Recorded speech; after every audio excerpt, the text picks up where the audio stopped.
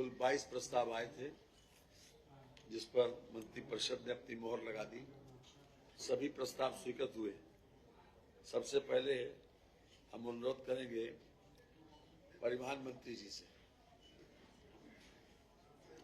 कि वो अपने परिवहन से संबंधित प्रस्ताव पर वार्ता करें। आज परिवहन विभाग का 3 प्रस्ताव था, पहला, दूसरा और तीसरा। पहला प्रस्ताव 49 बस अड्डों का पीपीपी मॉडल पर स्वीकृति के संबंध में था। अब तक हम लोगों ने पहले फेज में 23 बस अड्डा पीपीपी मॉडल पर हम लोगों ने बनाने का कैबिनेट से स्वीकृति ले चुके थे और उसकी एलवाई 23 को जारी हो गया था, जिसमें लखनऊ के 3 बस अड्डे थे, कानपुर का 1 था, आगरा का 3 था, ऐसे और विभिन्न जनपदों को 23 जो है बस अड्डे थे। और आज जो है स्वीकृति 49 बस अड्डों को मिला है। ये दोनों मिला करके 52 जनपदों को हम इसमें आच्छादित कर रहे हैं। 52 जनपदों में हमारा एक कहीं 1, कहीं 2, कहीं 3, जैसे लखनऊ, आगरा, इस तरह से जो बड़े शहर हैं वहाँ 3-3 भी हैं। तो 52 जनपदों में हमारे जो है पीपीपी मॉडल का एक जो है बस अड्डा हो जाएगा।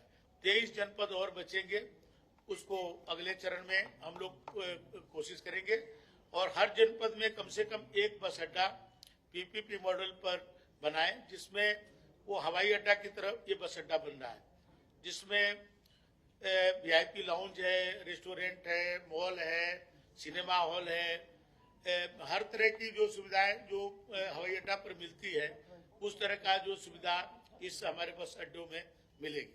जैसे अभी लखनऊ के गोमती नगर में हमारा जो बस अड्डा बन रहा है वो 1000 करोड़ रुपया का बन रहा है, अमौसी में बन रहा है, चारबाग रेलवे स्टेशन के सामने बन रहा है। इसी तरह प्रदेश के और विभिन्न जनपदों में बन रहा है। और आज कैबिनेट ने बहुत परिवहन विभाग के लिए एक बहुत बड़ा क्रांतिकारी इससे परिवर्तन आएगा। 49 बस अड्डों को आज हवाई अड्डा की तरफ बनाने के लिए पीपीपी मॉडल पर स्वीकृति प्राप्त हो गई है। हम लोग बहुत जल्द इसका जो है टेंडर जो है फ्लोट कर देंगे और टेंडर होने के बाद जो भी विकासकर्ता आएंगे उसकी फिर से स्वीकृति हम लोग कैबिनेट में ले जाएंगे। जो भी चयन जिनका होगा ये टेंडर के बेस पर होगा। करीब 4000 करोड़ से ज्यादा इसमें निवेश आएगा।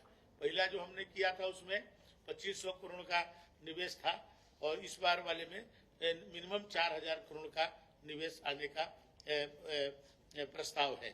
ये पहला प्रस्ताव था। दूसरा प्रस्ताव था हमारा हाथरस डिस्ट्रिक्ट में सिकंदरा राव जगह पर कृषि विभाग का 2 हेक्टेयर जमीन हमने जो बस अड्डा के लिए निःशुल्क जो है कैबिनेट में ले गए थे और जिसमें कृषि विभाग के 10 हेक्टेयर जमीन में से 2 हेक्टेयर जमीन हमको निःशुल्क प्राप्त हुआ। और तीसरा एक नरौरा बुलंदशहर में डिवाई में सिंचाई विभाग की जमीन में से 1.12 हेक्टेयर जमीन हम ले रहे हैं। ऐसे उनके पास जमीन 43 हेक्टेयर थी, लेकिन हमको उतनी बस अड्डे की जरूरत थी, उसके लिए हमने निःशुल्क लिया है। और तीसरा तुलसीपुर बलरामपुर में हरैया तिराहा और देवी पाटन मंदिर के बीच की जमीन है। ये राजस्व की भूमि थी जो अभी पिरोडी के पास थी, उसमें हमने 2 हेक्टेयर जमीन बस अड्डा बनाने के लिए हम लिए हैं। और ये सब होने से अब जो जनपद हमारे अभी जहाँ बस अड्डे नहीं थे वहाँ पर भी अब बस अड्डे हमारे बन जाएंगे। ये 3 प्रस्ताव हमारे जो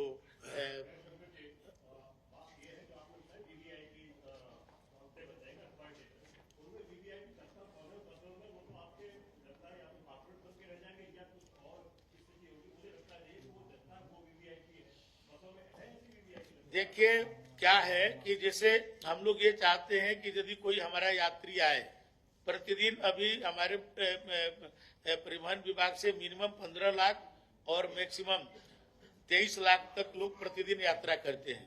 कभी कभी जब त्योहार होता है दिवाली होली इस तरह के, तो 30 लाख 35 लाख की भी संख्या हो जाती है उनकी यात्रा करने के लिए। हम लोग चाहते हैं कि कोई आए, हमारे माननीय वित्त मंत्री जी का भी सुझाव था कि कोई यात्री आए तो उसको बस अड्डे के पास ही उसको मार्केटिंग की सुविधा उपलब्ध हो, ठहरने की सुविधा उपलब्ध हो, खाने की सुविधा उपलब्ध हो। तो ये सब चीजें रहेगी तो वो शहर की तरफ न जाकर के वहीं पर उसको प्राप्त हो जाएगा, वहीं से फिर वो वापस चला जाएगा, तो शहर का क्राउड थोड़ा कम होगा। तो इसके लिए हम लोगों ने इसमें किया कि सब तरह की व्यवस्था उनको वहीं पर हम बस अड्डे पर ही दे दें, कि उनकी जो सुविधाएं जो शहर के लिए आते हैं उनको वहीं पर यदि मॉल हो जाए, वहीं पर अच्छे रेस्टोरेंट हो, अच्छे दुकानें हो, तो वहाँ उनको उपलब्ध हो जाए, कम पैसे में वहां पर लोगों को ठहरने की व्यवस्था हो जाए। अब रात में कोई आता है शहर की तरफ भागता है तो उसको वहीं पर कमरे मिल जाए, इसका भी व्यवस्था इसमें है। तो करीब 55% जो उसकी एरिया होगा तो पब्लिक फैसिलिटी के लिए हम उपयोग करेंगे, 45% उसका जो है हम जो है व्यवसायिक उपयोग के लिए करेंगे। 2 वर्ष में हमारे बस अड्डा बन के तैयार हो जाएगा और जो कमर्शियल एक्टिविटीज होगी उसको हम 7 साल तक के बीच में उसको हम पूरा कर लेंगे। बहुत बहुत धन्यवाद। आज मंत्रिपरिषद के समक्ष, जैसा कि मैंने प्रारंभ में बताया कि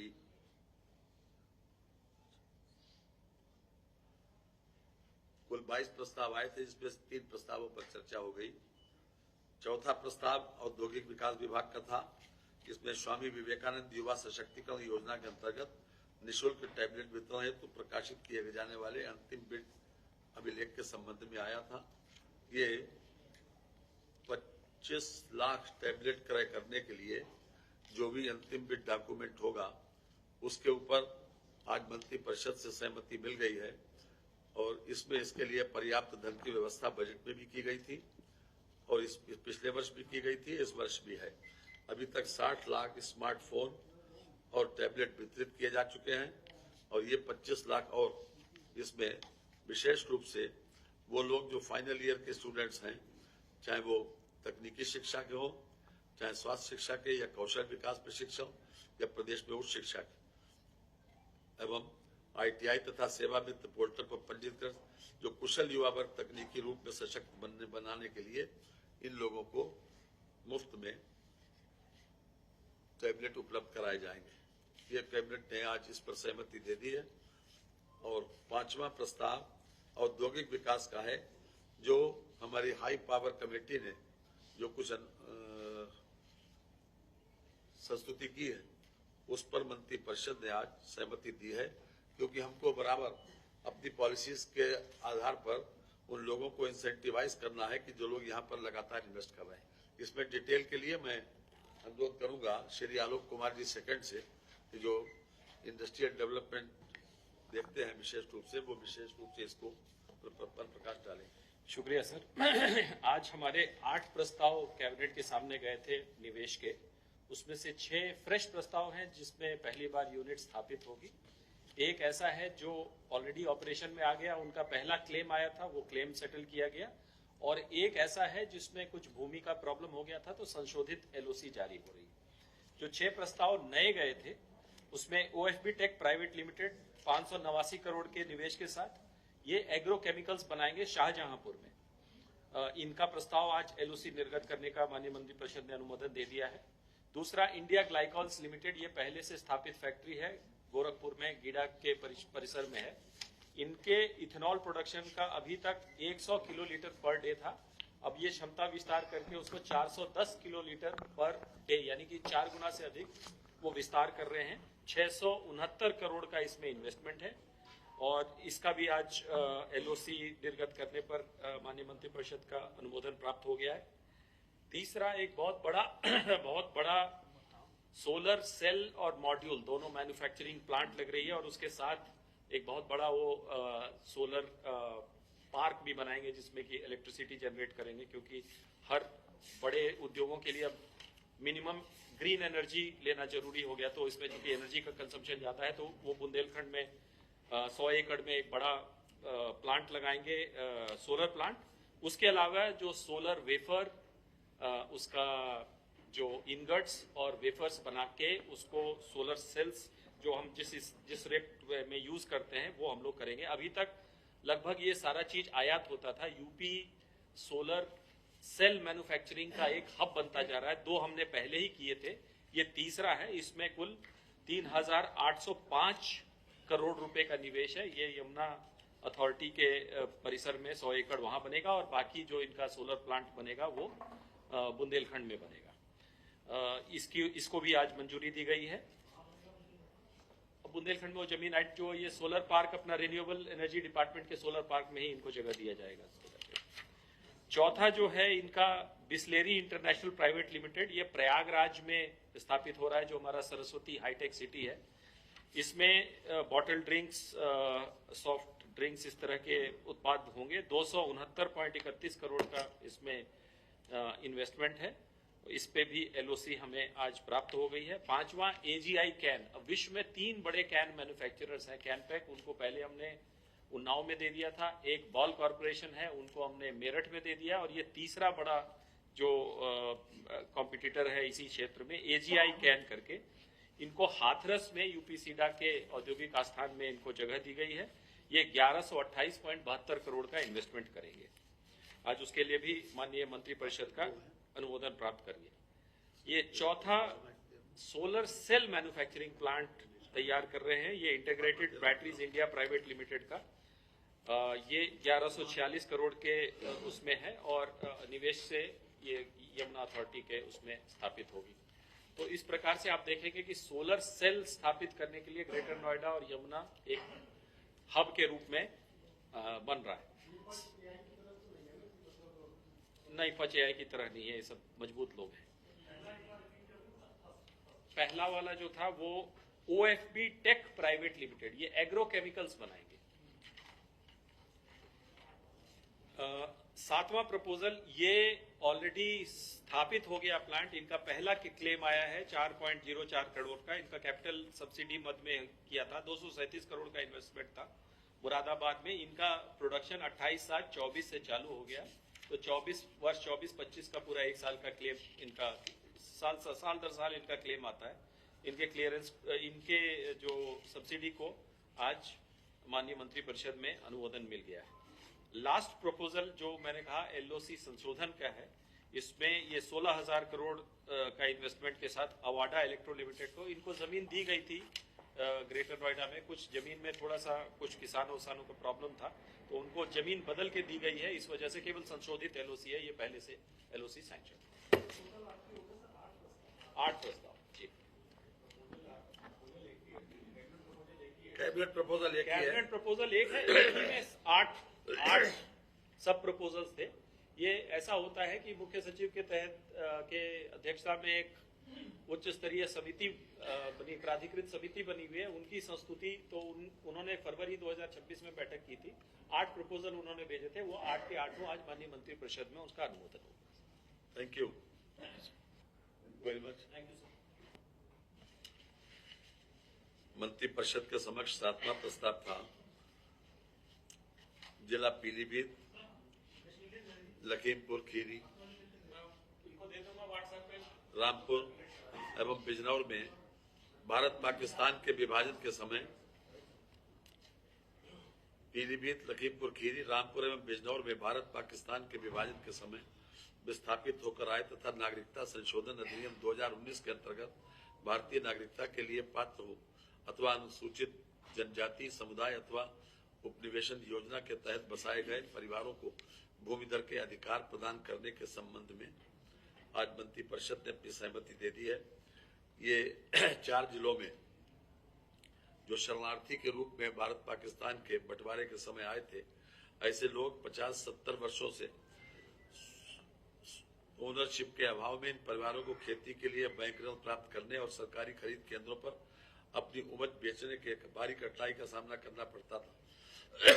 आज खास तौर से मंत्रिपरिषद ने उत्तर प्रदेश राजस्व संहिता द्वितीय संशोधन 2026 के माध्यम से उत्तर प्रदेश राजस्व संहिता 2006 में संशोधन करते हुए धारा 76(1) के अंतर्गत DDD, DDD तथा 4D, हिंदी में घा, घा, घा या फिर 4 बार घा जोड़कर इन परिवारों को असंक्रमणीय पर अधिकार संहिता के प्रवर्त होने के दिनांक से प्रदान किया जा रहा है।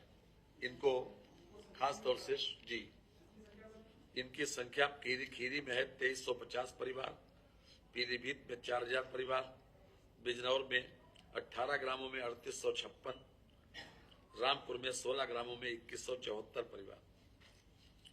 इसमें पीलीभीत में 4000, खीरी में 2350,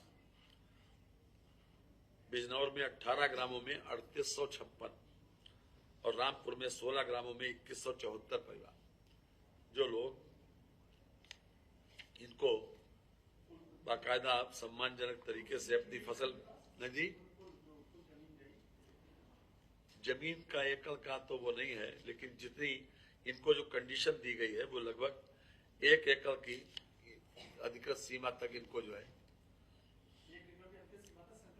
जी बस बशर्ते 2 रिस्ट्रिक्शन है इसमें कि सीलिंग में ना आती हो और साथ ही साथ खलिहान, चारागाह या तालाब आदि की जमीन ना हो। जी इसके अलावा 3 प्रस्ताव पीडब्ल्यूडी के हैं। जनपद बिजनौर में विधानसभा क्षेत्र है जी किसमें छठा प्रस्ताव है, वो पिछली बार जो आया था 80 वाला कि वो मतलब 2 बार उसकी प्रक्रिया न करनी पड़े। लैंड यूज चेंज करने वाली बात पिछली बार भी आई थी, डिटेल में आपको बताई जा चुकी है उस बारे में। हाँ, वो इंग्लिश में थोड़ी सी रह गई थी इसलिए आया। ये अपने आप में 8वां। जनपद कन्नौज में विधानसभा क्षेत्र छिबरामऊ के अंतर्गत विकासखंड घोगरापुर ग्राम चियासार के पास च्यवन ऋषि आश्रम के निकट चियासार घाट पर गंगा नदी पर सेतु पहुंच मार्ग, अतिरिक्त पहुंच मार्ग एवं सुरक्षात्मक कार्य की प्रशासकीय एवं वित्तीय स्वीकृति के संबंध में ये खास तौर से छिबरामऊ, गुरसाहिगंज, कन्नौज, कमालगंज, फर्रुखाबाद, हरपालपुर, हरदोई, शाहजहानपुर एवं आसपास के लोगों का आवागमन सुगम होगा इस पुल के बनने से। और इसमें लागत बता रहे हैं, इसकी लागत है 288 करोड़ 99 लाख 22 हजार।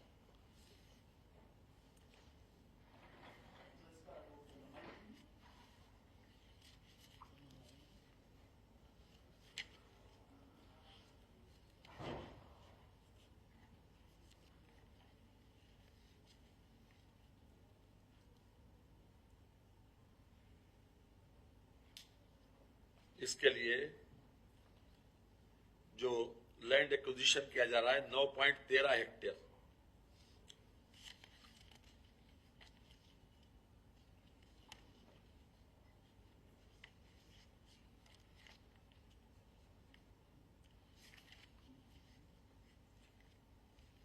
लगभग 4 लाख की आबादी प्रभावित होगी इससे।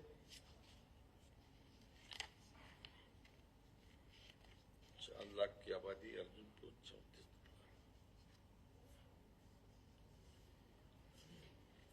इसमें विशेष रूप से छिबरामऊ, गुरसाहिगंज, कन्नौज, कानपुर तथा फर्रुखाबाद राष्ट्रीय राजमार्ग NH-34 तथा आगरा लखनऊ एक्सप्रेस वे से जोड़ जाएंगे, जिससे समय एवं ईंधन की बचत होगी, क्षेत्रीय निवासियों तथा पर्यटकों के आवागमन में सुविधा होगी। इसमें लंबाई नहीं दी है, चलिए हम लंबाई अलग से बता देंगे आपको। 2.1 किलोमीटर।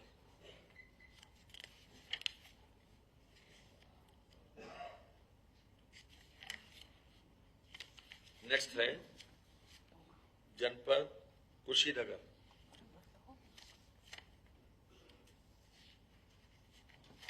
जनपद कुशीनगर में खास तौर से जनपद कुशीनगर में विधानसभा खड्डा के अंतर्गत नारायणी नदी के भैंसा घाट पर दीर्घ सेतु पहुंच मार्ग, अतिरिक्त पहुंच मार्ग एवं सुरक्षात्मक कार्य की प्रशासकीय एवं वित्तीय स्वीकृति के संबंध में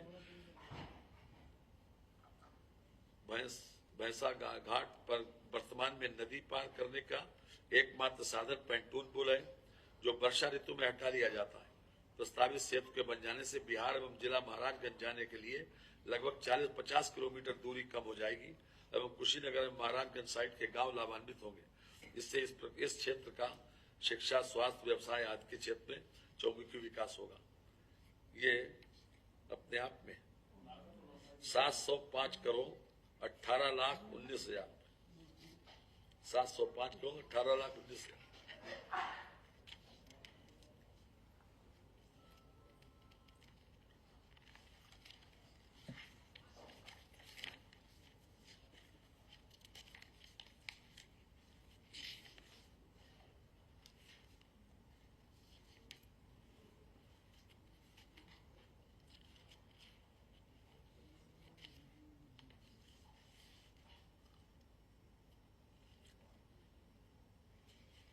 नेक्स्ट है,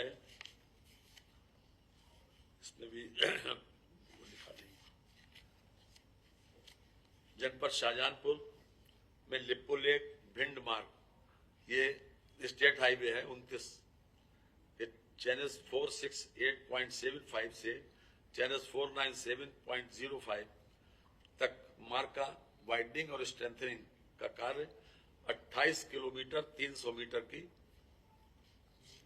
रिवाइज स्वीकृति जो है आज दी गई है।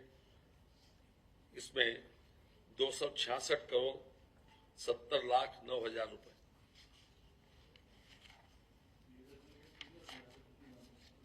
लंबाई 28 किलोमीटर 300 मीटर, उसमें दिया नहीं है, उसमें हम बता देंगे।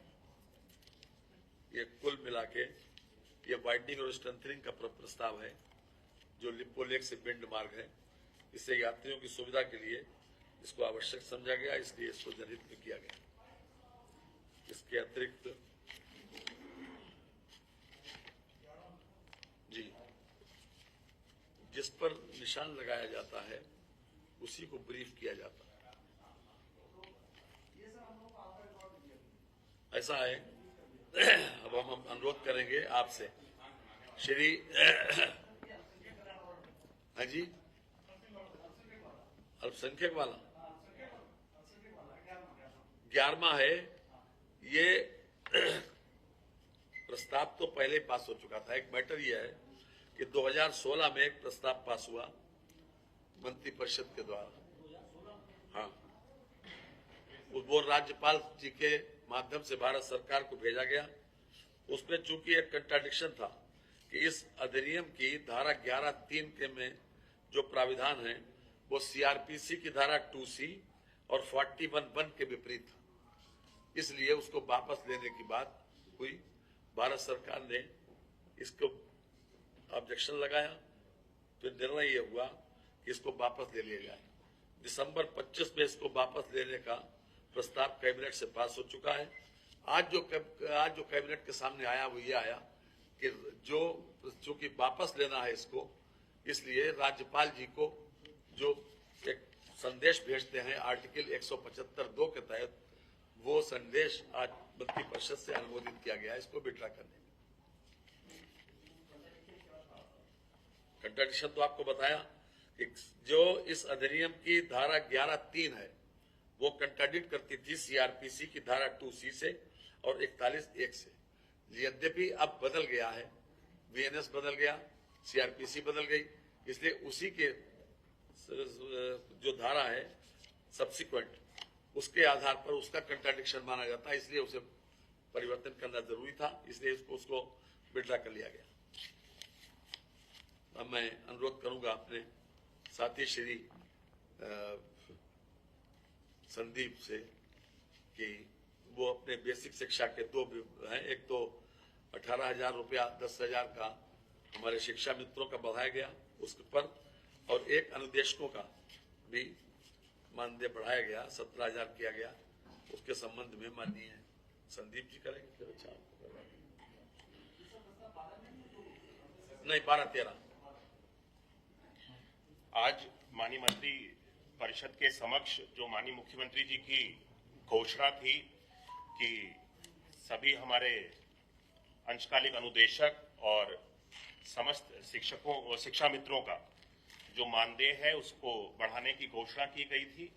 आज कैबिनेट के सामने इस प्रस्ताव को प्रस्तुत किया गया। शिक्षा मित्रों के लिए जो उनका मानदेय 2017 में बढ़ा करके 10,000 किया गया था हमारी सरकार के द्वारा 3500 रुपए से, उसको अब 2026 में बढ़ा करके 10,000 से 18,000 रुपए करने का प्रस्ताव माननीय कैबिनेट के सामने प्रस्तुत किया गया था, जिस पर कैबिनेट की अनुमति हम सब लोगों को मिली है। वर्तमान में प्रदेश में जो शिक्षा मित्र हैं वो 1,42,929 शिक्षा मित्र वर्तमान में कार्यरत हैं, जिस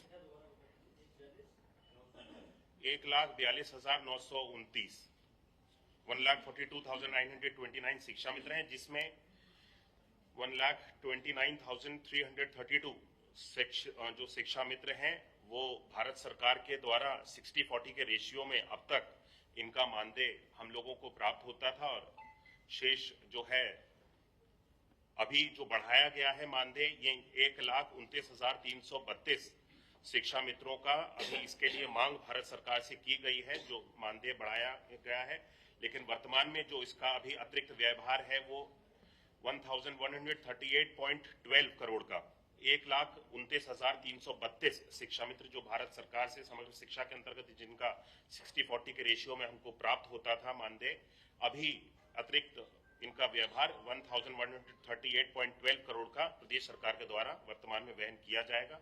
शेष इसके अलावा जो 13,597 शिक्षा मित्र हैं जो कि पूरी तरह से राज्य सरकार के द्वारा जिनका मानदेय दिया जाता है, राज्य सरकार के द्वारा जिनको नियुक्त किया गया है, इनके लिए अतिरिक्त जो व्यवहार है इनको 18,000 रुपए प्रतिमाह दिया जाएगा, और इसके लिए अतिरिक्त जो व्यवहार है वो 119.65 करोड़ का है। ये भी प्रदेश सरकार के द्वारा वहन किया जाएगा और 1 अप्रैल से इसको लागू किया गया है। और जो बढ़ा हुआ मानदेय है वो 1 मई को जब वेतन और मानदेय दिया जाएगा सभी समस्त शिक्षा मित्रों को, तो ये बढ़ा हुआ मानदेय 1 मई से 1 अप्रैल से लागू करते हुए 1 मई के जब इनको मानदेय जाएगा तो वो बढ़ा हुआ जाएगा। इसी मैंने आपको बताया कि अतिरिक्त व्यवहार जो है इसका 1,138.12 करोड़, तो जो भारत सरकार से अभी तक हमको 60-40 के रेशियो में प्राप्त होता था 1,29,332 शिक्षा मित्रों का, अब अतिरिक्त व्यवहार 1,138.12 करोड़ प्रदेश सरकार ले रही है, और शेष 13,597 जो 30,597 शिक्षा मित्र जो प्रदेश सरकार के द्वारा पूरी तरह से इनका मानदेय जाता है उसके लिए 119.65 करोड़ का अतिरिक्त व्यवहार प्रदेश सरकार इसको करेगी।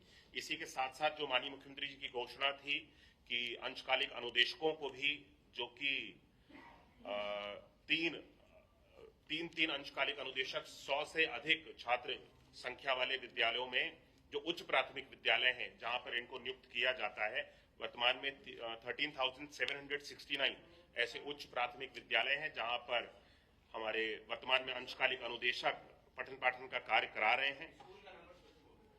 13,769 उच्च प्राथमिक विद्यालयों में अधिकतम 3 अंशकालिक अनुदेशकों की व्यवस्था करने का प्रावधान है, और इन सभी विद्यालयों में 13,769 विद्यालयों में वर्तमान में 24,717 अंशकालिक अनुदेशक कार्यरत हैं। इनका वर्तमान में जो मानदेय था 2017 में जिसको बढ़ाया गया था 9,000 रुपए का था, इसको भी बढ़ा करके अब 17,000 रुपए का कर दिया गया है, जिसमें जो अतिरिक्त व्यवहार है वो प्रदेश सरकार के ऊपर 217.50 करोड़ का अतिरिक्त व्यवहार इसका प्रदेश सरकार के द्वारा वहन किया जाएगा। अंशकालिक अनुदेशकों को 17,000 रुपए प्रतिमाह मानदेय 1 अप्रैल से लागू हो जाने के बाद 1 मई को इनको भी जो भुगतान होगा मानदेय का वो बढ़ा हुआ मानदेय इनको मिलेगा 17,000 रुपए का, और 217.50 करोड़ रुपए का अतिरिक्त व्यवहार है, और 24,717 अंशकालिक अनुदेशक हमारे वर्तमान में कार्यरत हैं। Thank you. आदरणीय श्री सक्सेना जी से अनुरोध करेंगे। फॉरेस्ट विभाग में जनपद गोरखपुर में उत्तर प्रदेश वानिकी एवं औद्यानिकी फॉरेस्ट एंड हॉर्टिकल्चर 19 नंबर मतलब फॉरेस्ट एंड हॉर्टिकल्चर यूनिवर्सिटी की स्थापना करने तथा उससे संबंधित अनुषांगिक विषयों का उपबंध करने के लिए उत्तर प्रदेश वानिकी एवं औद्योगिकी विश्वविद्यालय अध्यादेश 2026 के प्रख्यापन के संबंध में फॉरेस्ट एंड हॉर्टिकल्चर यूनिवर्सिटी बनाने के संबंध में था। और इसके लिए हमने आज मंत्रिपरिषद में रखा था इसे कि वानिकी एवं औद्योगिक एवं संबंधित विषयों में उच्च शिक्षा एवं प्रशिक्षण प्रदान करने तथा संबंधित विषयों में वैज्ञानिक एवं अनुप्रयुक्त अनुसंधान करने के लिए एक प्रमाणिक मंच प्रदान करने के उद्देश्य से जनपद गोरखपुर में उत्तर प्रदेश वानिकी एवं औद्योगिकी विश्वविद्यालय की स्थापना का निर्णय लिया गया है।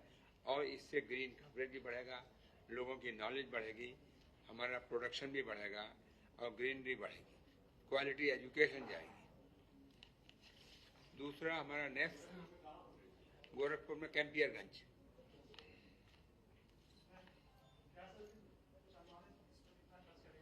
इसके खर्च के लिए 491.0777 करोड़ 491.0777 करोड़ रुपया खर्च होगा। 491.0777 करोड़ खर्च होगा। और इसमें जो है Uttar Pradesh forestry and horticulture university की स्थापना के लिए खर्च होगा। और ये कैंपियरगंज गोरखपुर वन प्रभाग में है और इसमें 50 हेक्टेयर भूमि ली गई है और इसका काम जो है जल्दी ही शुरू होगा। 50 हेक्टेयर नहीं, इसमें जो है स्टार्ट शुरू किया जाएगा जल्दी ही और यहाँ पर लोगों को अच्छी एजुकेशन दी जाएगी ताकि वो बेहतर काम कर सके।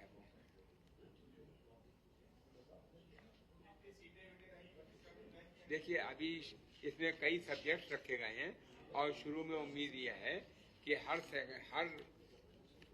टेक्निकल कोर्स में कम से कम 50 बच्चों का शुरुआत करें। जी हाँ, इसमें BSc, MSc, PhD, short term diploma courses इस तरह की शुरू करेंगे। हमें उम्मीद है बहुत जल्दी ही इसकी आधारशिला रखी जाएगी।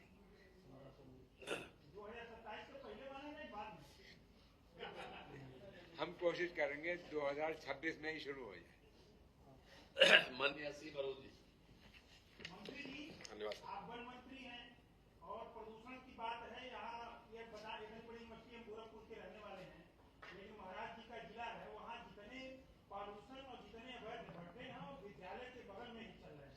वहाँ कोई टीम गठित करा के उनको बंद तो करा दीजिए। आप हमें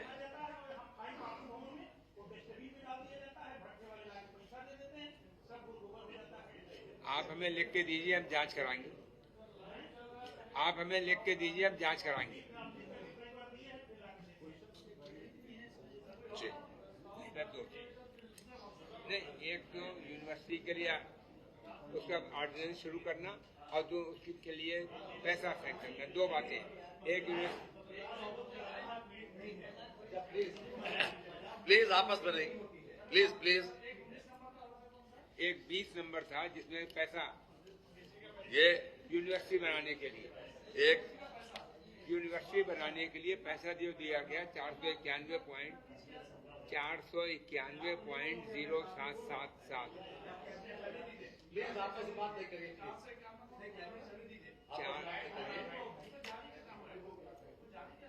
नहीं, वो उसके लिए परमिशन ले ली गई, स्वीकृति ली गई।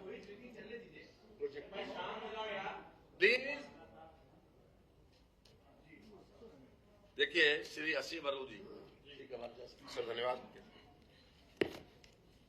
मुझे आपको अवगत कराते हुए और आपके माध्यम से पूरे प्रदेश को अवगत कराते हुए बहुत प्रसन्नता है कि आज मंत्रिपरिषद के सामने बड़ा महत्वपूर्ण प्रस्ताव रखा गया, स्वीकृति उसकी प्राप्त हुई। प्रस्ताव का नाम है डॉक्टर भीमराव अम्बेडकर मूर्ति विकास योजना। इस योजना के तहत ऐसे महापुरुष राष्ट्रीय डॉक्टर BR अम्बेडकर मूर्ति विकास छोटे में डॉक्टर अंबेडकर मूर्ति विकास योजना लिख सकते हैं। 21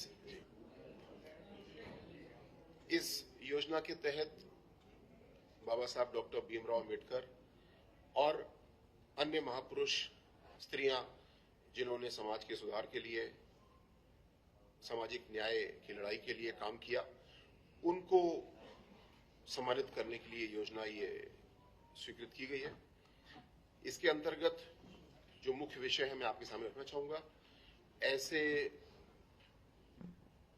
सभी स्थान जो कि सार्वजनिक स्थान है, यानी सरकारी भूमि है, नगर निकाय की है, पंचायत की है, वहां पे बाबा साहब की या अन्य सामाजिक न्याय के ध्वजवाहकों की मूर्तियां लगी हैं, उनके सुदृढ़ीकरण के लिए इसको स्वीकृत किया गया। इस योजना के अंतर्गत जो कार्य कराए जा सकते हैं, एक सुरक्षा की दृष्टि से छतरी, बाउंड्री वॉल, सौंदर्यीकरण, हरियाली, प्रकाश व्यवस्था आदि किए जाएंगे। कुल मिलाकर के एक मूर्ति पे अधिकतम 10 लाख रुपए खर्च करने की स्वीकृति इसमें होगी। इसका डिजाइन मानक तैयार किया जाएगा। साथ साथ ये भी ध्यान रखा जाएगा कि किस स्थान पे है, वहां के स्थानीय मूर्ति कला, वास्तुकला का भी ध्यान रखा जाएगा ताकि सौंदर्यीकरण हो उसका अच्छे से। जो अभी 2 मिनट पूरा करूंगा जी। जो वित्त व्यवस्था इसके लिए की गई है, हमारे प्रदेश में 403 विधानसभाएं हैं, तो प्रत्येक विधानसभा के लिए 1 करोड़ रुपए की व्यवस्था की जा रही है, यानी लगभग 10 मूर्तियों का इस प्रकार विकास आगामी इसी वित्तीय वर्ष में हम लोग कराएंगे। तो टोटल 403 करोड़ का आउटले इसमें प्रस्तावित है, रखा जा रहा है।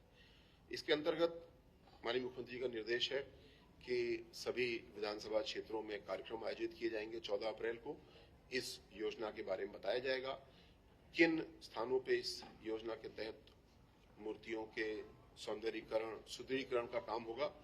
उसके बाद में बारे में सबको अवगत कराया जाएगा और स्थानीय जनप्रतिनिधि, सांसद, विधायक, केंद्रीय मंत्री, एमएलसी आदि इसमें प्रतिभाग करेंगे। जो प्रश्न आपने पूछा कि इसके अंतर्गत जो नई मूर्ति लगनी है उसकी बात नहीं है। अभी जो मूर्तियां लगी हुई हैं 31 दिसंबर 2025 तक जो मूर्तियां लग चुकी थी उनको इस चरण में लिया जा रहा है। साथ साथ ऐसे सामाजिक न्याय के प्रणेता जैसे कि संत रविदास जी, संत कबीरदास जी, ज्योतिबा फुले जी, महर्षि वाल्मीकि जी, इनको भी इस योजना के माध्यम से सम्मानित करने का हम लोग प्रयास करेंगे। और प्रथम चरण में जो सार्वजनिक स्थलों पे लगी हुई मूर्तियां हैं उनका सौंदर्यीकरण, सुदृढ़ीकरण के लिए काम करेंगे।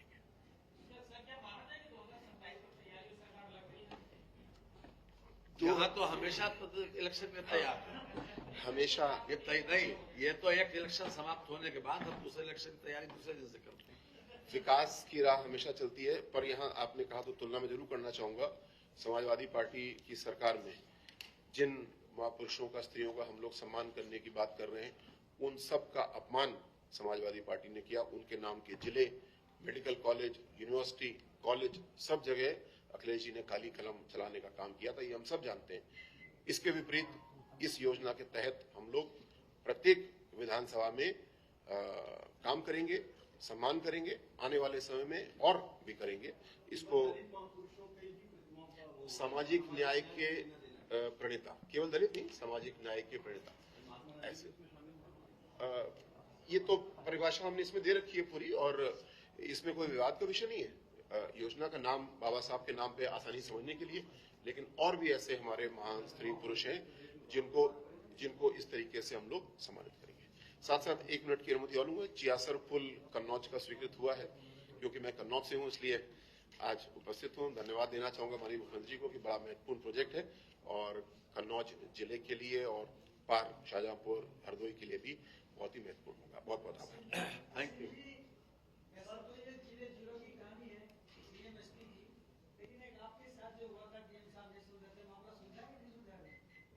चलिए ये व्यक्तिगत बातें बात कर लीजिएगा। इस पे सारी बातें हो चुकी है पूरी। देखिए इंटरप्ट आप कर रहे हैं, ये व्यक्तिगत, ये नहीं, नहीं प्लीज नहीं, प्लीज ये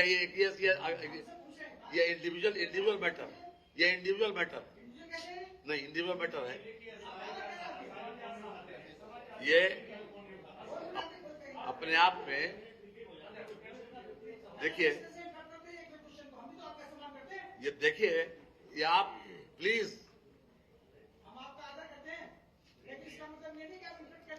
नहीं इंटरप्ट, इसलिए कि वो व्यक्तिगत मामला है, अलग से बात कर लीजिए। ये सत्रमा तो ये अलग से बात करिएगा, ये अलग से बात कर लीजिए, ये बात अलग से कर लीजिए। 22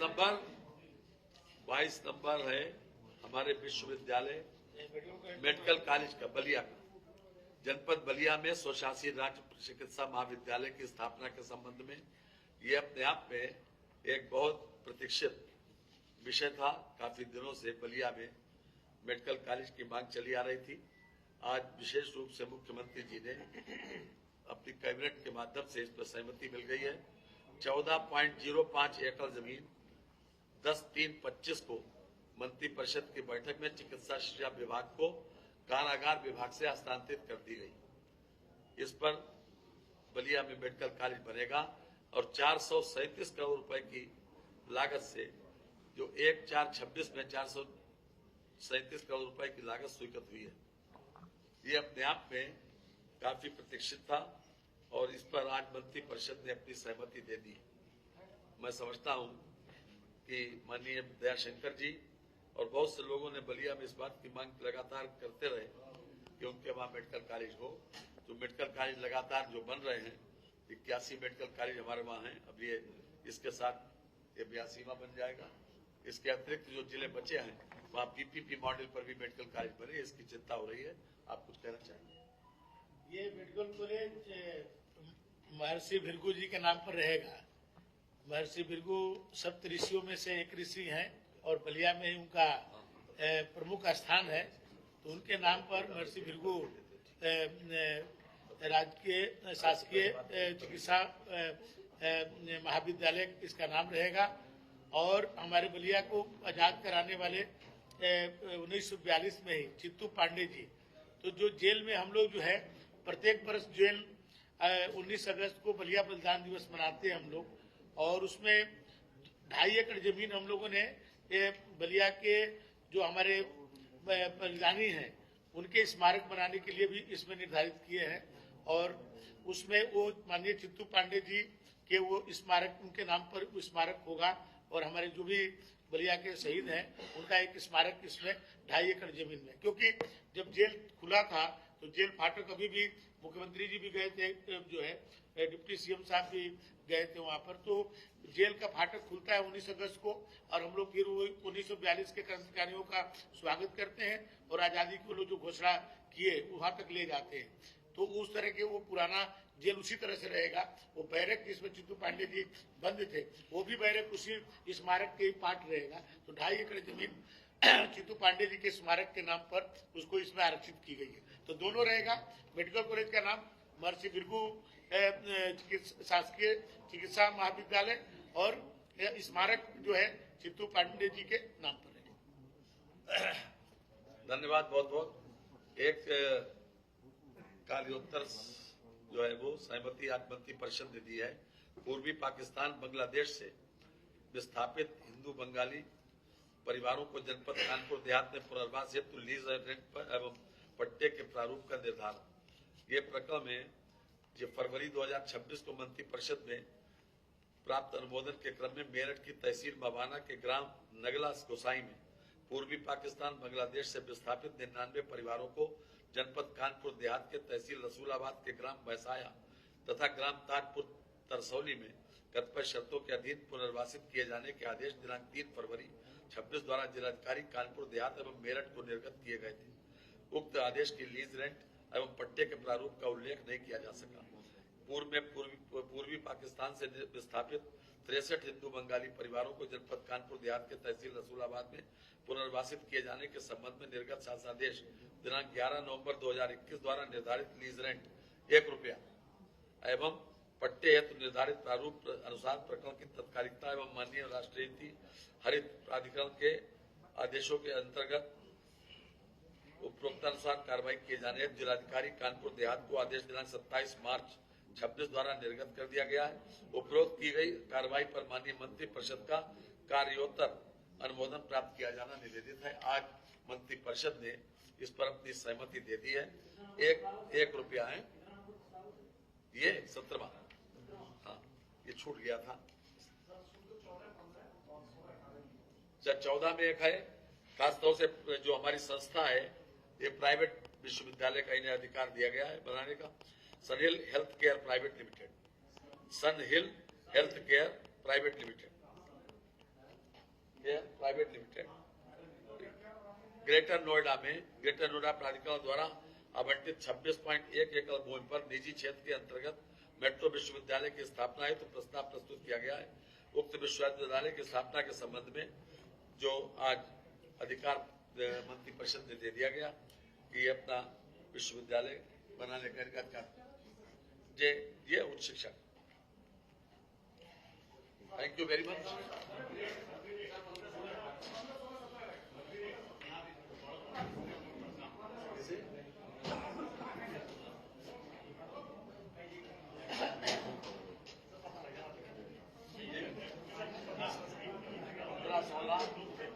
अपराधों का शमन, 16 अपराधों का शमन,